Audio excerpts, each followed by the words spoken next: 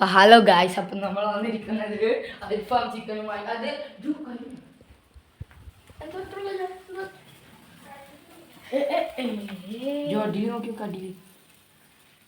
നിങ്ങൾ ആരും ഇങ്ങനെ ഉണ്ടാക്കി നിങ്ങൾക്ക് എട്ടിൻ്റെ പണിയാണ്. നിങ്ങൾക്ക് ടിൻഡു കഴിക്കണ്ട.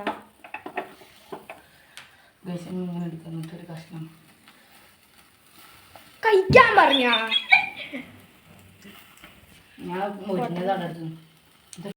ഇന്നിപ്പോൾ ലീവായതുകൊണ്ട് കുട്ടിപ്പട്ടാളങ്ങളുടെ പ്ലാൻ ഇതാണ് കേട്ടോ. ഗ്രിൽഡ് ചിക്കനോ അൽഫാം ചിക്കനോ എന്തൊക്കെയോ പറയണു. സത്യം പറഞ്ഞാൽ ഇത് ഉണ്ടാക്കിയ രീതി വെച്ച് നോക്കിയത് അൽഫാം ചിക്കനും അല്ല, ഗ്രിൽഡ് ചിക്കനും അല്ല.